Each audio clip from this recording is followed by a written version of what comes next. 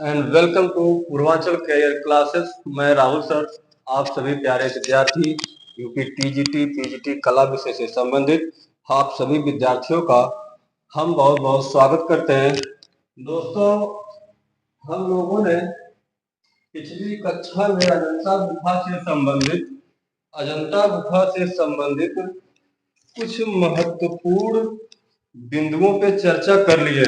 पिछली चार वीडियो ऐसी हमने अपलोड कर दिया है आप लोगों के लिए, जो आपके लिए पॉइंट एग्जाम के दृष्टिकोण से बहुत महत्वपूर्ण साबित होने वाली है मित्रों, बहुत ही महत्वपूर्ण साबित होने वाली है। तो माइक लगा लें।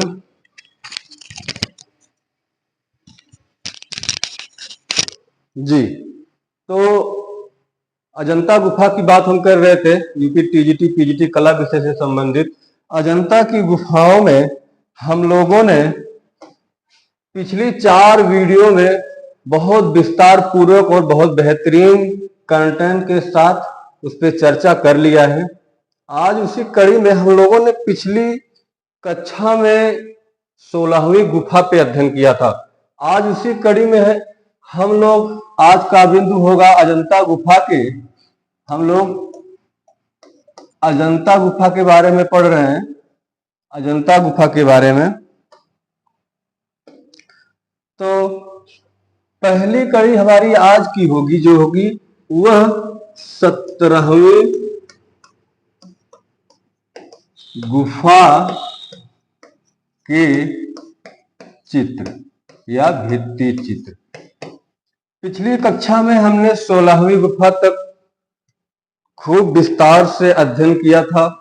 कौन कौन से शासकों ने बनवाया था, किन किन शासकों को पिछली गुफाओं के बनवाने का श्रेय जाता है, कब से कब यानी टाइम पीरियड कितने समय में बनकर तैयार हुआ था, उसमें कौन कौन सी जातक कथाएं थी, कौन बौद्ध गुफाएं थी, कौन चैत गुफाएं थी, कौन बिहार गुफाएं थी, आदि आदि बिंदुओं पे हमने चर्चा कर लिया था। आज की हमारी अगली गुफा है 17वीं गुफा, अजंता की 17वीं गुफा। अगर हम बात कर लें अजंता के इस 17वीं गुफा की, तो ये भी 16वीं गुफा की तरह बहुत ही महत्वपूर्ण गुफा है।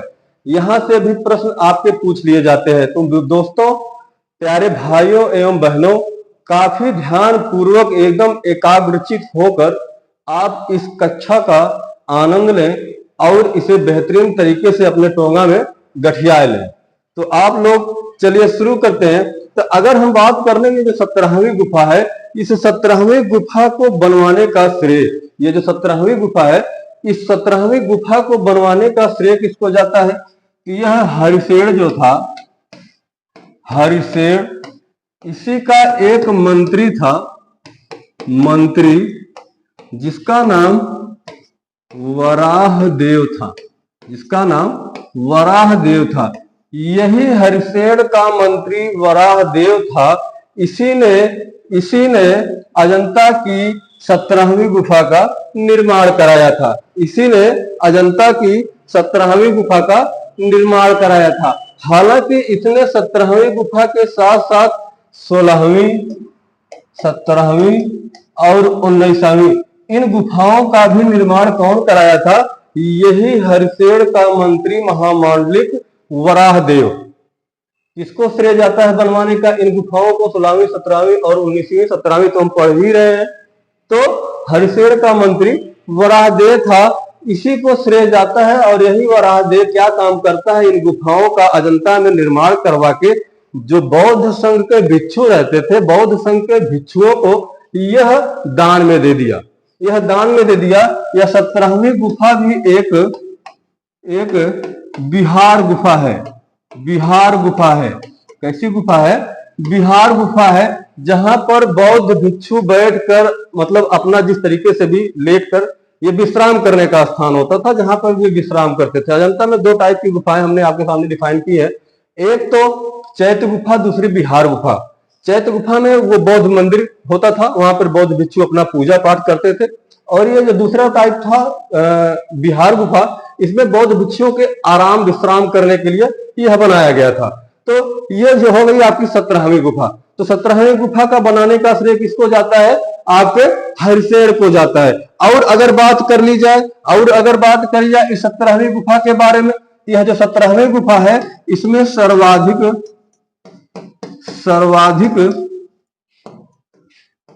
चित्र आकृतियां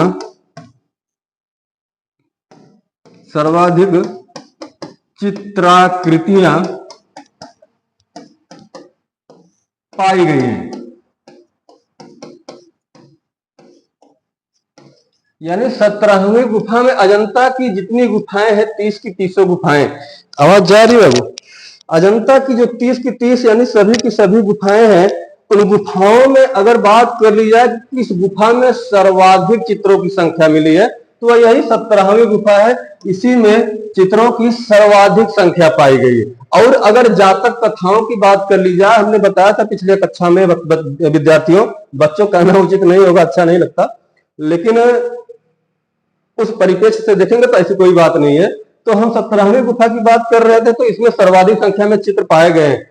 हमने पिछली कक्षा में बताया था कि जो जातक कथाएं थी भगवान बुद्ध के पूर्व जन्म से संबंधित, उन जातक कथाओं की संख्या बहुत है, 547 के लगभग है या उससे भी ज्यादा।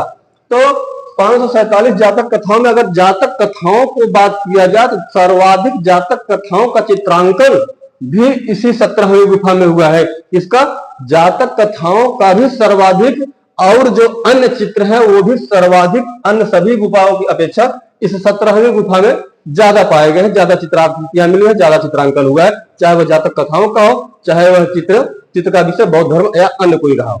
तो इसीलिए इसको चित्रशाला की संज्ञा दी जाती है। इसीलिए इसको चित्रशाला की संज्ञा दी जाती है। ये जो 17वीं गुफा है इसमें सर्वाधिक चित्राकृतियां पाए जाने के कारण इसे क्या संज्ञा दिया गया?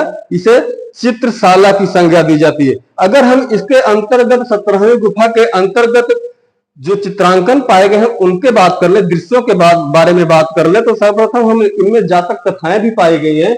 जो 17वीं गुफा है इनमें जातक कथाओं का भी चित्रांकन हुआ है, और इनमें जो है बौद्ध धर्म से संबंधित अन्य विषय पर भी चित्राकृतियां प्राप्त हुई या चित्रांकन हुए हैं। तो अगर हम जातक की बात कर लें, जातक कथाओं की बात कर लें अजंता की गुफा में,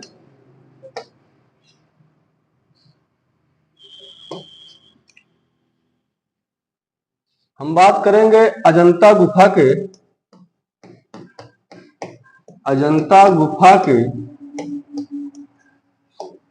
17वीं गुफा में पाए गए दृश्य। अजंता की 17वीं गुफा में पाए गए दृश्य, दो प्रकार के दृश्य पाए हैं। एक जातक कथाओं का दृश्य है, जातक कथाओं का दृश्य है। इसी के अंतर्गत जातक कथाओं का दृश्य है। अब जातक कथाओं में कौन कौन सी कथाएं चित्रित है?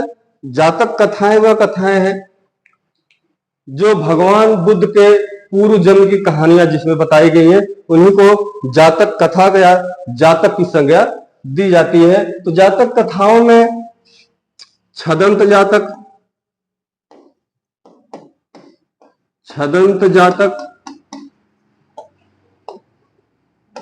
ध्यान से पढ़िएगा, बहुत इंपॉर्टेंट बिंदु आपके लिए है। श्याम जातक,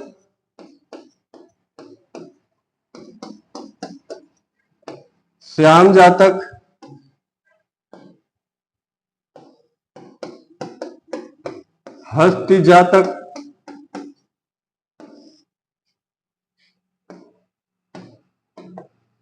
सुता सोम जातक,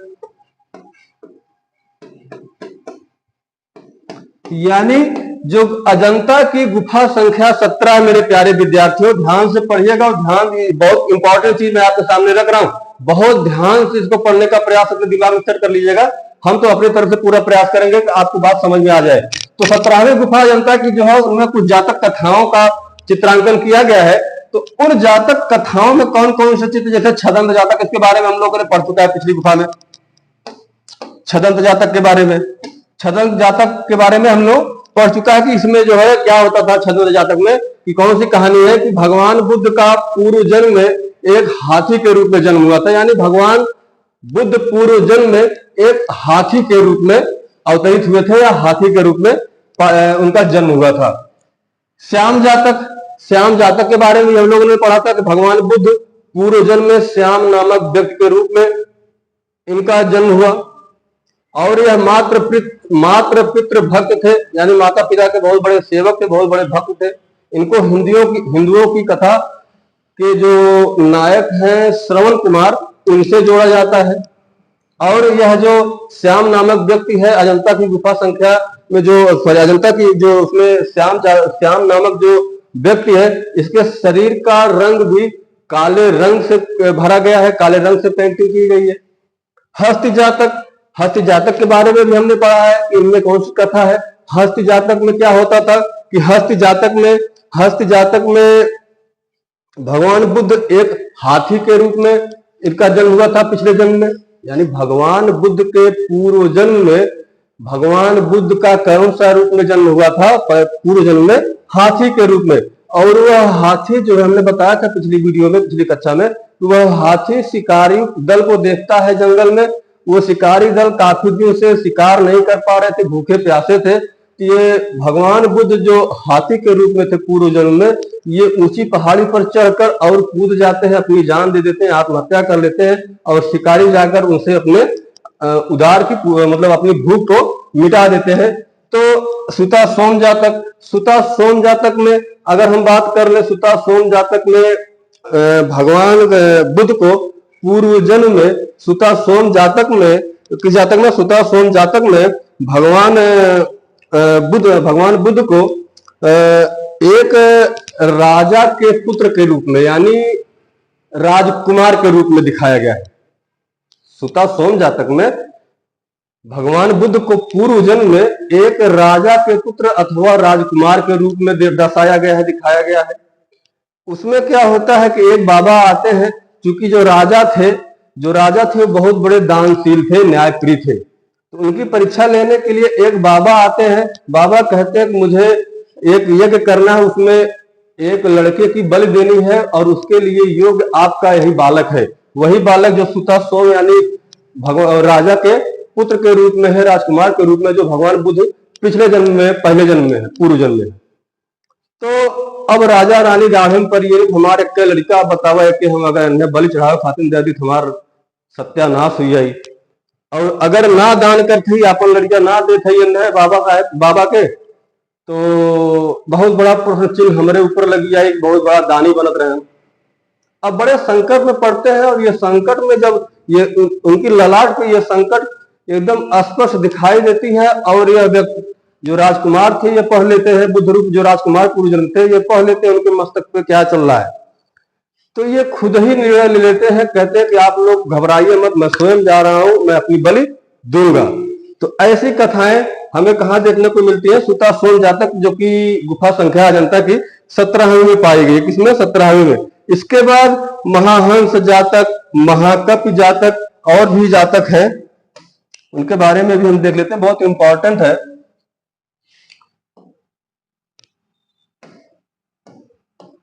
महाहंस जातक, महाहंस जातक, महाकपि जातक,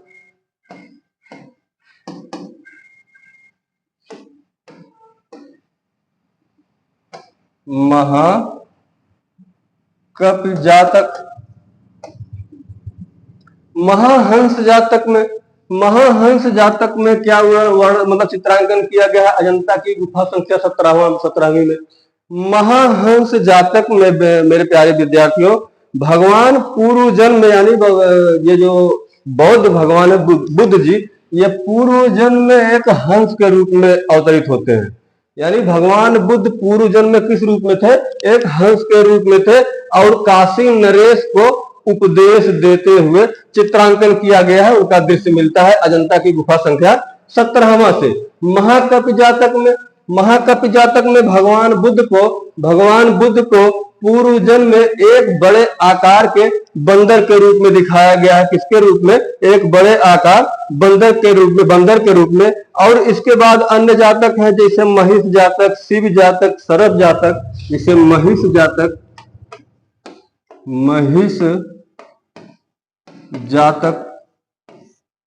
शिव जातक,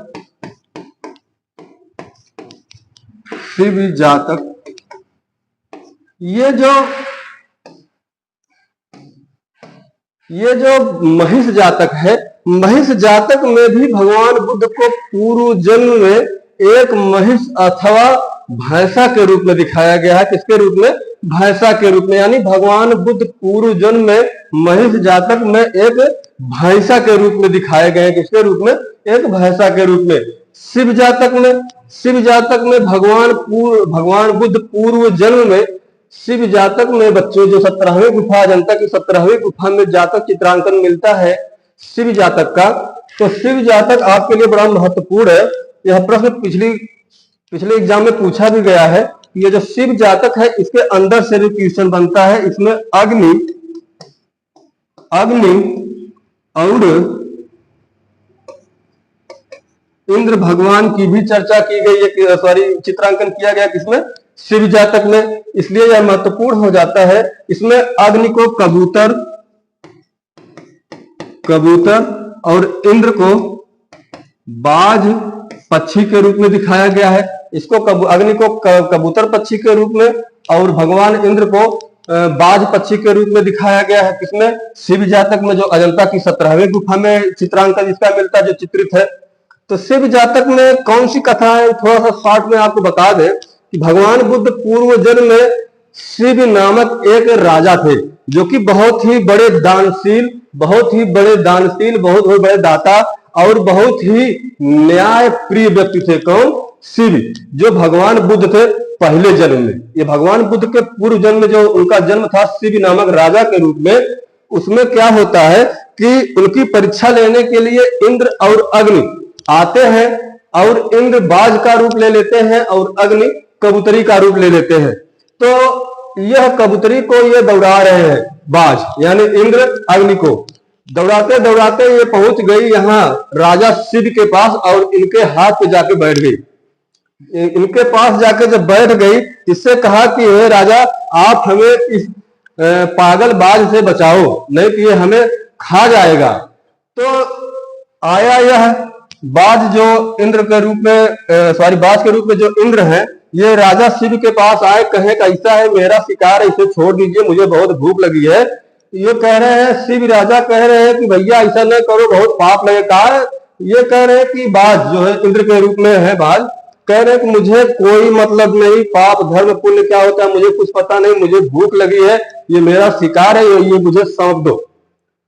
तो बुद्ध रूपी शिव जो कहते हैं, ये कहते हैं कि बुद्ध के पूर्व में जो शिव नामक राजा थे, ये कहते हैं कि ऐसा इस कबूतरी को छोड़ दो, इसके बराबर का दान मेरी शरीर से ले लो जो खाना चाहते हो। तो इसने कहा, बाज ने कहा, मुझे अपनी दोनों आंखें दे दीजिए, मैं उसी से अपनी उदर पूर्ति कर लूंगा, पेट भर लूंगा। तो ये शिव जो है, बुद्ध रूपी शिव अपनी दोनों आंखें निकाल के दे देते हैं, और इससे यह तुरंत अपने असली रूप में ये दोनों आ जाते हैं, अग्नि और इंद्रदेव।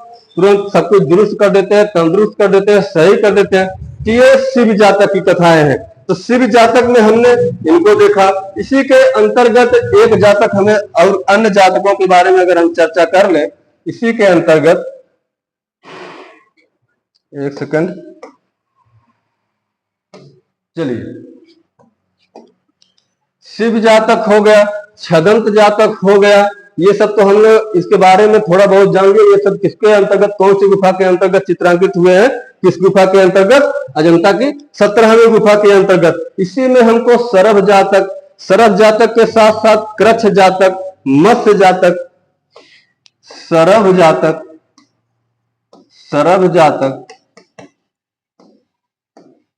मत्स्य जातक,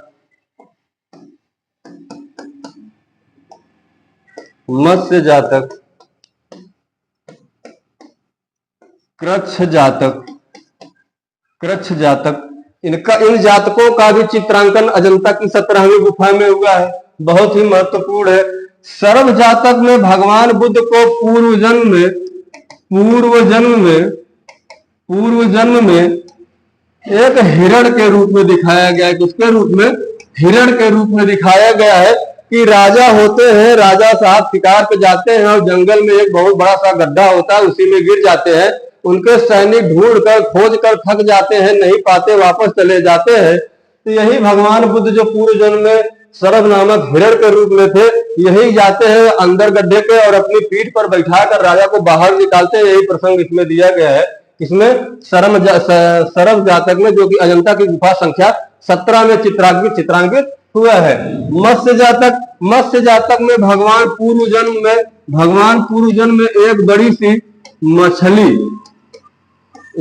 सी मछली के रूप में अवतरित हुए थे, जन्म लिए थे। यानी भगवान बुद्ध जो अजंता की गुफा संख्या 17 है, उसमें जो मत्स्य जातक बारे में चित्रांकन किया गया है, उसमें भगवान बुद्ध पूर्व जन्म में एक बड़ी सी मछली के आकार में दिखाए गए हैं, जो कि भगवान इंद्र से प्रेयर कर रहे हैं, पूजा कर रहे हैं, प्रार्थना कर रहे हैं। हे भगवान, इस अकाल में जो हम लोग तड़प के हम और हमारे साथी मर रहे हैं, आप वर्षा कीजिए और हमारे साथियों की जान बचाइए। तो इंद्र भगवान वर्षा करते हैं और पानी हो जाता है और ये मछलियां जो है बच जाती हैं। ऐसा चित्रांकन हमें अजंता की गुफा संख्या 17 में मत्स्य जातक के रूप में किया गया है, मिलता है। कृच्छ जातक में भगवान बुद्ध को एक भालू के रूप में दिखाया गया है कि भगवान पूर्व जन्म में क्या थे? एक भालू थे। इसके बाद मातृपोषक जातक, मृग जातक, एक कौन सा है? मातृपोषक जातक।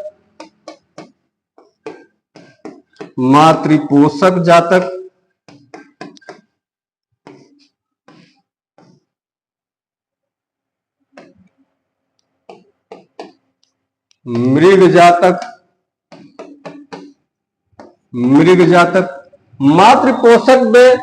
मातृपोषक जातक में भगवान बुद्ध को पूर्व जन्म में एक अंधी हथनी के पुत्र यानी बच्चे के रूप में दिखाया गया है भगवान बुद्ध को। तो वह अंधी हथनी भाई अब देख नहीं सकती थी, तो उसके लिए भोजन, दाना, पानी जो भी कुछ था खाने पीने के लिए, वही इनका बच्चा जो बुद्ध रूपी हाथी था, वही इनकी पूरी व्यवस्था करता था। शिकारियों का दल आता है, इन बच्चे को, हाथी के बच्चे को, यानी बुद्ध रूपी जो हाथी होता है पूर्व जन्म में, उसको उठा ले जाते हैं। काफी दिन तक रखते हैं, ये खाना पीना सब कुछ त्याग देते हैं और कहते हैं कि जंगल में मेरी माँ अंधी है और उसके लिए वो भी कुछ नहीं खाई पी होगी, बहुत परेशान होगी। दया आ जाता है शिकारियों के दल के अंदर और इसे हाथी को, यानी भगवान बुद्ध रूपी ये जो हाथी होता है, इसको छोड़ देते हैं और यह दौड़ा अपनी माँ के पास जाता है और जाकर प्यार से दोनों माँ बच्चे अपना जो सूर है सब मिलाते उलाते हैं, अपना मिलते उलते हैं। ये सब इन सब का दृश्य जो है हमें कहाँ देखने को मिलता है? अजंता की 17वीं गुफा में। ऐसा दृश्य यानी मातृपोषक जातक का चित्रांकन हमें कहाँ देखने को मिलता है? अजंता की 17वीं गुफा में। अजंता की किस गुफा में? 17वीं गुफा में।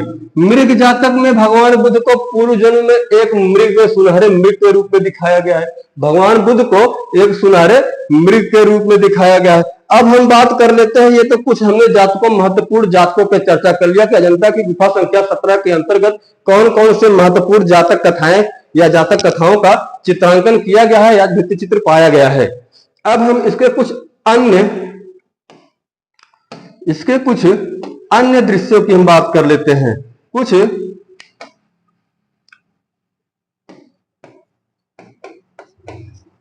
अन्य दृश्य की बात कर लेते हैं। अजंता की गुफा संख्या 17 के अंतर्गत हमने देखा कुछ जातक कथाओं का चित्रांकन। उसी के क्रम में हम आगे कुछ अन्य दृश्य देख लेते हैं कि अजंता की गुफा में कुछ अन्य दृश्य और भी पाए गए हैं, वो क्या क्या है।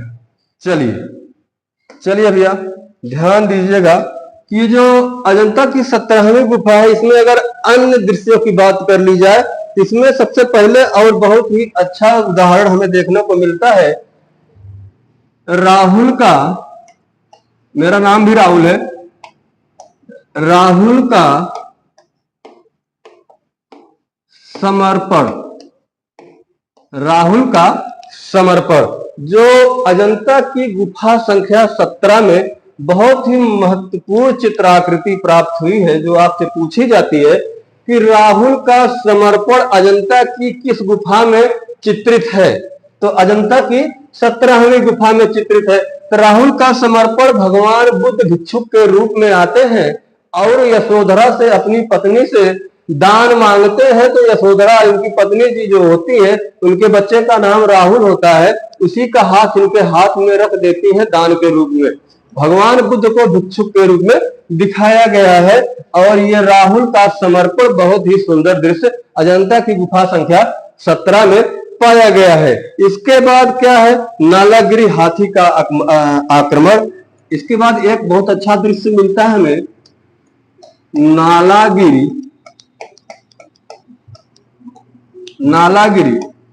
हाथी का अतिक्रमण का दृश्य।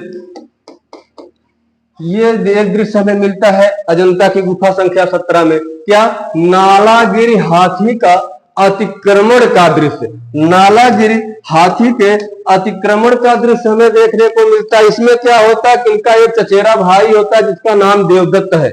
अब देवदत्त ऐसे बड़ा क्रोधित रहता था, बड़ा आक्रोशित रहता था, हमेशा बदले की भावना में जलता रहता था, बड़ा कुंठित स्वभाव का आदमी था ये देवदत्त। भगवान बुद्ध से कहा कि जा भैया, जितना जन्म तू लेगा उतने जन्म हम ले तुम्हारे पीछे पीछे, लेकिन हम तुम्हें मारा हम ही। लेकिन ऐसा कहाँ हो पाया, ऐसा हो ही नहीं सकता। तो भगवान बुद्ध जो है जो उनके बारे में चित्रांकन या नालागिरी हाथी का अतिक्रमण के रूप में किया गया, इसमें यही कथा बताई गई है कि इसमें क्या होता है कि भगवान बुद्ध से बदला लेने के लिए यह जो देवदत्त होता है, यह अजातशत्रु से मिलकर, तब अजातशत्रु बाद में उनके भक्त बनते हैं, उनके भक्त नहीं, अभी देवदत्त के मित्र है। तो अजातशत्रु के सहयोग से यह जो नालागिरी नाम का हाथी होता है, इसे भांग धतूरा वगैरह खिला के एकदम नशे में मदमस्त कर देते हैं और पिलवान को आदेश देते हैं कि भैया जिस रास्ते से बुद्ध गुजरे वही रास्ता पे जा और बुद्ध के ऊपर हाथी के चढ़ाएगा। तो पिलवान ठीक वैसे ही करता है। सामने से बुद्ध आ रहे होते हैं और यह हाथी जाती है जो कि एकदम पूरी तरह से पगला चुकी थी, नशे में मस्त थी। इसको ऐसे मादक पदार्थों का सेवन करा दिया गया था राजा के सेवकों द्वारा। तो नीलगिरी हाथी जब बुद्ध के सामने पहुंचती है तो बुद्ध जी डरते नहीं है और वहीं खड़े हो जाते हैं और यह नीलगिरी जो पागल की अवस्था में हाथी थी, यह जाती है और अपना मस्तक जो है भगवान बुद्ध के चरणों में झुका देती है। सब देखकर आश्चर्यचकित रह जाते हैं। ये जो है चित्रांकन कहाँ मिलता है, अजंता की गुफा संख्या 17 में, यानी नीलगिरी हाथी का अतिक्रमण। नीलगिरी हाथी का अतिक्रमण का जो चित्र है हमें कहाँ मिलता है, अजंता की गुफा संख्या 17 में। और दर्पण में सखियों के साथ मुख देखती हुई सुंदरी, इसी में एक दृश्य और मिलता है। दर्पण में सखियों के साथ मुख देखती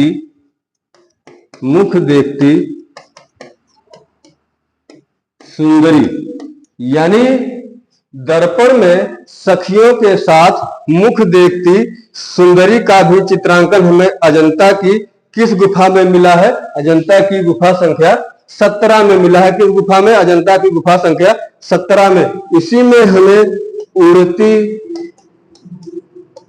उड़ती हुई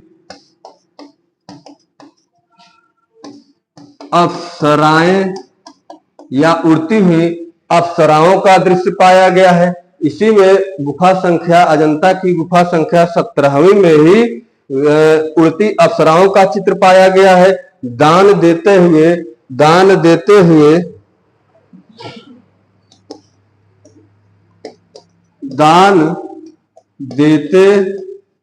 हुए राजा का दृश्य, राजा का दृश्य पाया गया है।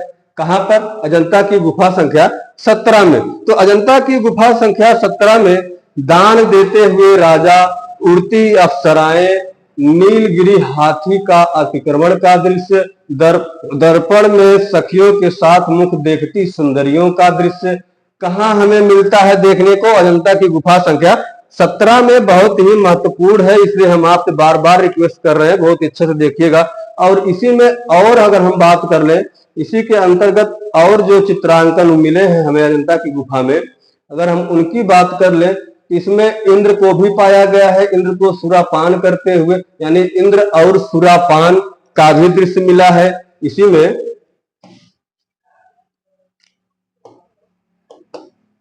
इंद्र और सुरापान का दृश्य मिला है। इसी में अप्सराओं का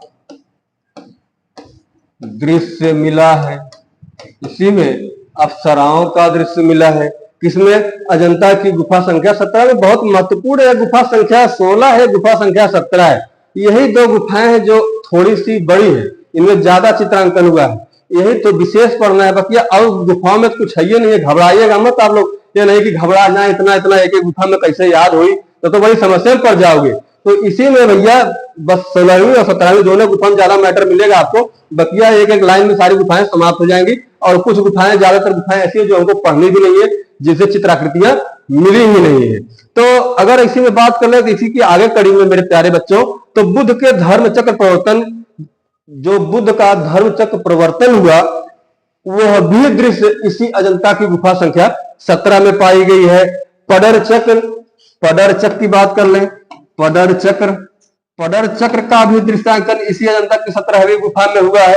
पडर चक्र कहने का मतलब है कि एक गोलाकार के रूप में, गोली रेखा के भीतर गोष्ठी होती थी, बाजार होता था, उद्यान होता था, उसके गोलाई के बाहर जो है उसमें सर्पीली आकार में नदी का बहाव दिखाया गया है। नदी में बाढ़ आते हुए और बाढ़ की भय से भागते हुए लोगों को दर्शाया गया है। इसी को संस्कृति भी कहा जाता है। संस्कृति। तो ये दृश्य किसके अंतर्गत पाए गए हैं? अजंता की गुफा संख्या 17 के अंतर्गत। सात मानसी बुद्ध, डंकनियों का बुद्ध, राज दरबार,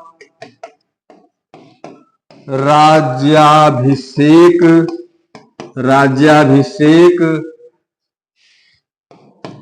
डकनियों का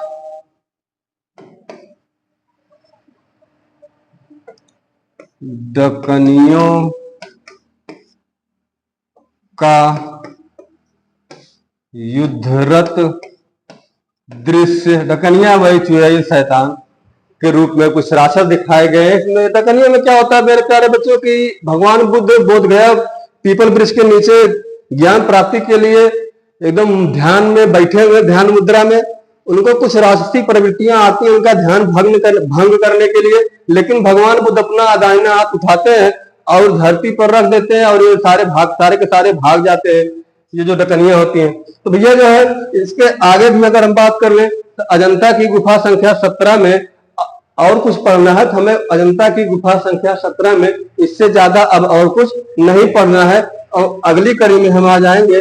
अगली कड़ी हमारी होगी अजंता की 6वीं गुफा के दृश्य। अजंता की 6वीं गुफा के दृश्य। अजंता की 6वीं गुफा के दृश्य। अजंता की 6वीं गुफा के दृश्य में, इसके बारे में हमें कुछ नहीं जानना है, इसके बारे में बस हमें इतना जानना है कि अजंता की 6वीं गुफा के बारे में इसमें कुछ बहुत ज्यादा नहीं पाया गया है। इसमें अजंता की 6वीं गुफा में अगर हम बात कर लें, इसके बारे में हमें कुछ ज्यादा पढ़ना नहीं है। इसमें बस हमको एक चीज पढ़ लेना है, केवल एक चीज जान लेना है कि एक जो हमें एक बहुत महत्वपूर्ण दृश्य मिला है, क्या नाम है उसका, केश संवारते हुए यानी केश केश संस्कार से युक्त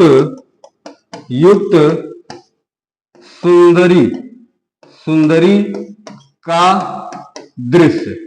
हमें अजंता की गुफा संख्या 6वीं के बारे में केवल इतने जानना है। इसमें एक महत्वपूर्ण बात आपको याद रखनी है कि ये जो है कि केश संस्कार से युक्त सुंदरी का दृश्य, केश संस्कार से युक्त सुंदरी का दृश्य हमें अजंता की गुफा संख्या 6वीं में प्राप्त होता है। यानी इसका अंकन, इसका चित्रांकन हमें अजंता की गुफा संख्या 6वीं में मिलता है।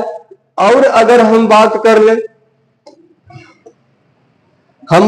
ले अगले बिंदु पर अजंता की 26वीं गुफा के बारे में। 26वीं गुफा के बारे में कौन सी? 26वीं अजंता की गुफा संख्या 26वीं के बारे में। इसमें कोई चित्र विशेष नहीं पाए गए हैं, इसमें मूर्तियां पाई गई हैं।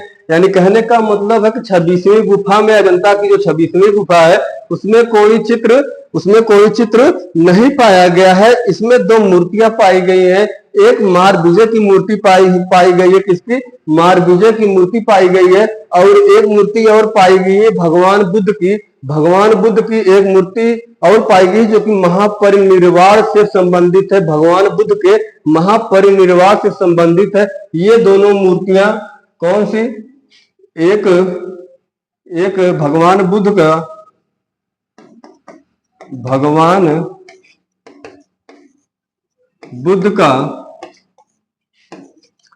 महापरिनिर्वाण से संबंधित मूर्ति या शिल्प, मूर्ति लिख देते हैं, मूर्ति पाई गई है। भगवान बुद्ध का महापरिनिर्वाण से संबंधित मूर्ति पाई गई है। एक बहुत महत्वपूर्ण है मारविजय की मूर्ति पाई गई है। बहुत इंपॉर्टेंट चीज है। अजंता की गुफा संख्या 26वीं में ये 2 नाम आप लोग याद रखिए, टोंगम गठियाला। भगवान बुद्ध का महापरिनिर्वाण वाली मूर्ति की बात कर रहा हूं, चित्र की बात मैं नहीं कर रहा हूं। चित्र इसमें पाया नहीं गया अजंता की 26वीं गुफा में। मारविजय की मूर्ति जो कि मोस्ट इंपॉर्टेंट है, मारविजय वही होता है। मारविजय इसमें क्या होता है कि भगवान बुद्ध, इसके पहले हम कहानी बता चुके हैं, आगे बढ़ेंगे।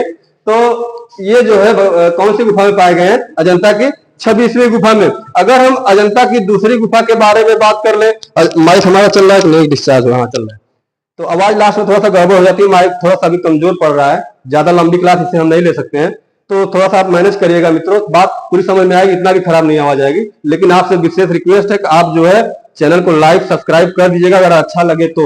और हमने पूरा प्रयास किया, इससे बेहतर और कोई प्रयास अगर किया हो तो आप लोग खुद चयन करिएगा सबसे बेहतर हमारे सामने प्रस्तुति किन्होंने दी है या किसने दी है। तो बस ये 26वीं गुफा में हमें इतना ही याद रखना है कि 2 मूर्तियां हमें मिली है, भगवान बुद्ध के महापरिनिर्वाण की और दूसरी मारविजय की। इसके बाद हम बात कर ले, ये दूसरी गुफा 26वीं गुफा हो गई। हम दूसरी गुफा की बात कर ले कि अजंता की दूसरी गुफा में कौन से चित्र पाए गए हैं। अजंता के दूसरी गुफा में कौन से चित्र पाए गए हैं? तो अजंता की दूसरी गुफा में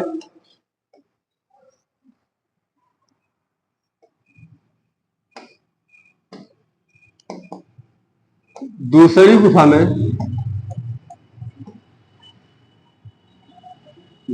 गुफा के चित्र, अजंता की दूसरी गुफा के चित्र, अजंता के दूसरी गुफा के चित्र के बारे में बात कर ली जाती है। चालुक्यकालीन गुफा है। किसकी? चालुक्यकालीन गुफा है। कौन सी गुफा संख्या दूसरी? चालुक्यकालीन गुफा है। तो अजंता की चाहे पहली गुफा हो चाहे दूसरी गुफा हो, तो ये सबसे बाद की गुफाएं मानी जाती हैं। ये चालुक्यकालीन गुफा है अजंता की दूसरी गुफा। इसमें कुछ जातक कथाएं पाए गए, जैसे विदुर पंडित जातक, जैसे विदुर पंडित जातक, शांति वादन जातक। यानी विदुर पंडित जातक, शांतिवादन या शांतिवादित जातक, पुरावधान जातक, उड़ावदान, उड़ावदान जातक, रूहु, रूहु जातक यानी विदुर पंडित जातक, शांति जातक, पूर्णावधान जातक, रू जातक और मैत्री बल जातक, मैत्री बल जातक। आदि जातक कथाओं का चित्रांकन, आदि जातक कथाओं का चित्रांकन हमें अजंता की गुफा संख्या दूसरी में देखने को मिलता है, जो कि चालुक्य काल की गुफा है, चालुक्य कालीन गुफा है। प्यारे विद्यार्थियों, चैनल को लाइक, सब्सक्राइब और लाइक तो जरूर करिएगा। नए भाई बहन हमारे सब्सक्राइब भी करेंगे और लाइक भी करेंगे और बताएंगे कमेंट में छाप के कैसी लगी क्लास। तो दूसरी गुफा में इन आदि जातक जो हमने आपके सामने प्रस्तुत किए हैं, इन आदि जातकों का चित्रांकन हमें कहां मिलता है? अजंता की गुफा संख्या दूसरी में। इसी अजंता की गुफा संख्या दूसरी में अगर अन्य दृश्यों की बात कर ली जाए तो इसी के अंतर्गत हमें दो बाएं अंगूठे वाले रमणी का भी दृश्य देखने को मिलता है। इसी अजंता की गुफा संख्या दूसरी में ही हमें दो बाएं अंगूठे वाली, दो बाएं अंगूठे वाले रमणी का दृश्य देखने को मिलता है। दो बाएं अंगूठे वाली रमणी का दृश्य देखने को मिलता है इसी अजंता की हमें गुफा संख्या 2 में। इसी अजंता की गुफा संख्या 2 में हाथ में कमल का पुष्प लिए सुंदरी या स्त्री का दृश्य हमें देखने को मिलता है। हाथ में कमल का पुष्प लिए हुए सुंदरी स्त्री या महिला जो भी कह ले आप, उसका दृश्य हमें देखने को अजंता की गुफा संख्या 2 में मिलता है। अजंता की गुफा संख्या 2 में परीक्षा में पूछ लेगा कि हाथ में कमल का पुष्प लिए सुंदरी, सुंदरी के स्थान पर स्त्री, स्त्री के स्थान पर महिला रख देगा। कहां हमें किस गुफा में चित्रांकन मिलता है? यह चित्र हमें अजंता की गुफा संख्या 2 में इसका चित्र देखने को मिलता है। अब हम बात कर लेते हैं मेरे प्यारे विद्यार्थियों, अब हम बात कर लेते हैं अजंता की गुफा संख्या पहली के बारे में, यानी पहली और अंतिम, पहली गुफा, अजंता की पहली गुफा के चित्र। हम किसके बारे में बात कर लेते हैं अजंता टॉपिक में? ये आखिरी बिंदु है, आप लोग बने रहिएगा और आपके लिए बहुत ही महत्वपूर्ण कक्षा होने वाली है। आप पढ़ने वाले हैं, आपको ये जरूर समझ में आ रहा होगा कि कितनी इंपॉर्टेंट यह क्लास हमारे लिए है, क्योंकि यहां से 2-3 क्वेश्चन तो पूछे ही लिए जाते हैं, चाहे परीक्षा टीजीटी कला से हो, पीजीटी कला से हो, यानी कला विषय से संबंधित कोई पेपर देने जाएंगे, विशेषकर यूपी टीजीटी पीजी में तो 3-3 प्रश्न यहां से थोक के भाव में आपसे पूछ लिए जाते हैं। तो अगर पहली गुफा की बात कर ली जाए तो पहली गुफा भी चालुक्य कालीन गुफा है। यह भी चालुक्य कालीन गुफा है। अजंता की पहली गुफा भी चालुक्य कालीन गुफा है। इसका निर्माण सबसे बाद में 7वीं सदी ईस्वी में हुआ है। यानी पहली गुफा चालुक्य कालीन गुफा है। यह गुफा सबसे नई अर्थात सबसे बाद में बनी गुफा है, जिसका निर्माण काल 7वीं सदी ईस्वी बताया जाता है। इसके अंतर्गत कुछ जातक कथाएं पाई गई, चित्रांकित पाए गए हैं। जातक कथाओं में शिव जातक है, चंपेय जातक है, महाजनक जातक है, शिव जातक,